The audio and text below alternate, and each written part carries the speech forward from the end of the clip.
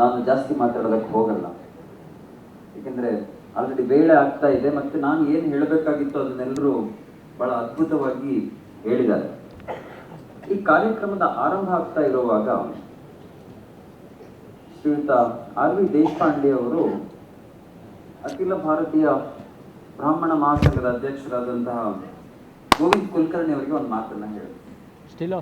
ದೀಪ ಹಚ್ಬೇಕು, ನೀವು ಮುಂದೆ ಬನ್ನಿ, ನೀವು ಹಿಂಗೆ ಮುಂದೆ ಬರೆದೋದ್ರೆ ಹಿಂದೆ ಉಳಿದು ಬಿಡ್ತೀರಾ, ನಾವು ಬ್ರಾಹ್ಮಣರಾದವರೆಲ್ಲರೂ ಹಿಂದೆ ಉಳಿದು ಯಾರು ಮುಂದೆ ಬರ್ತಾ ಇಲ್ಲ ಅಂತ.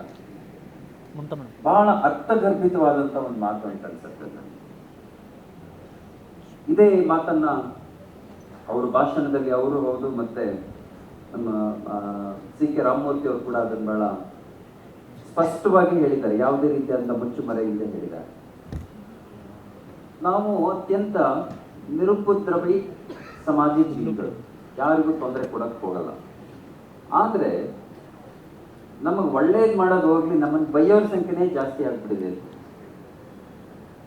ಹಿಂಗಾಗ್ಬಾರ್ದು. ಈ ಯಾವುದಾದ್ರೆ ಒಂದು ಸಮಾಜದಲ್ಲಿ ಯಾವುದೇ ಒಂದು ಕೆಲಸವನ್ನ ಅವರಿಗೆ ವಹಿಸಿದ್ರೆ, ಯಾವುದಾದ್ರೂ ಜವಾಬ್ದಾರಿಯನ್ನು ಕೊಟ್ಟರೆ ಅತ್ಯಂತ ನಿಷ್ಪಕ್ಷಪಾತವಾಗಿ ಅದನ್ನು ನೆರವೇರಿಸುವಂತಹ ಒಂದು ಮಾನಸಿಕ ಸ್ಥಿತಿಯನ್ನ ಕೊಟ್ಟಿರುವಂಥದ್ದು ಈ ಬ್ರಾಹ್ಮಣರಿಗೆ. ಅವ್ರು ಹೇಳಿದಂಗೆ ಅವರವರ ಕ್ಷೇತ್ರದಲ್ಲಿ ಬ್ರಾಹ್ಮಣರ ಸಂಖ್ಯೆ ಸ್ವಲ್ಪ ಇರ್ಬೋದು, ಅಂದ್ರೆ ಅವರು ಪದೇ ಪದೇ ಇಲ್ಲಿ ಆರ್ಸ್ ಬರ್ತಾ ಇದ್ದಾರೆ ಅಂತಂದ್ರೆ ಅವರು ಬ್ರಾಹ್ಮಣರಿಗೆ ಮಾತ್ರ ಒಳ್ಳೇದು ಮಾಡ್ತಾ ಇದ್ದಾರೆ, ಜಾತಿವಾದವನ್ನು ಮಾಡ್ತಾ ಇದ್ದಾರೆ ಅಂತಲ್ಲ, ಎಲ್ಲರನ್ನೂ ಒಗ್ಗೂಡಿಸ್ಕೊಂಡು ಸಮಾಜದ ಪ್ರಗತಿಗೆ ಹೋಗ್ತಾ ಇದ್ದಾರೆ ಅನ್ನುವಂಥದ್ರ ದ್ಯೋತಕ. ಇಲ್ಲಾಂದ್ರೆ ಅಷ್ಟೊಂದ್ಸತಿ ಆರ್ಸ್ ಬರಕ್ ಆಗಲ್ಲ. ಅದೇ ಮನಸ್ಥಿತಿ ಈಗ ನನ್ನ ಸಂಸ್ಥೆಯೂ ಕೂಡ ಇದೆ, ಅಥವಾ ಡಾಕ್ಟರ್ ಶ್ರೀನಾಥ್ ಅವರು ಹಂಗೆ ಯಾವುದೇ ಒಂದು ಜಾತಿಯನ್ನಾಗ್ಲಿ ಅಥವಾ ನಾವು ನೋಡ್ತಾರೆ ಅಂತಲ್ಲ, ಸುಧೀರ್ ಹೆಗ್ಡೆ ಅವರು ಅಷ್ಟೇ. ಅಂದ್ರೆ ಎಲ್ಲರನ್ನು ಸೇರಿಸ್ಕೊಂಡು ಎಲ್ರಿಗೂ ಒಳ್ಳೇದಾಗ್ಲಿ ಅಂತ ಲೋಕೋ ಸುಭಿಕ್ಷೋ ಮತ್ತೆ ಎಲ್ಲರಿಗೂ ಲೋಕ ಕಲ್ಯಾಣ ಆಗಲಿ ಅಂತ ಚಿಂತಿಸುವಂತಹ ಒಂದು ಸಮಾಜ ಇದೆ. ಸರ್ವೇ ಜನ ಸುಖಿನೋ ಭವಂತಿ ಎನ್ನುವಂತ ಒಂದು ಸಮಾಜ ಇದೆ.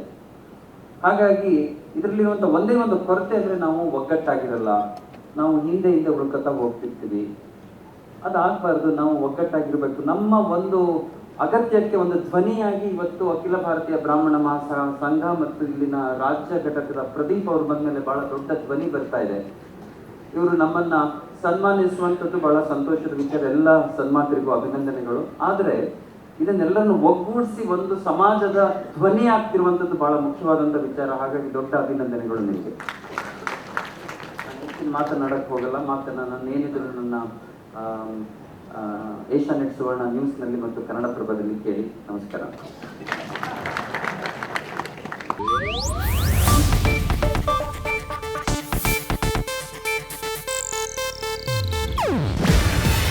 ಇದು ಏಷ್ಯಾನೆಟ್ ನ್ಯೂಸ್ ನೆಟ್ವರ್ಕ್ ಪ್ರಸ್ತುತಿ.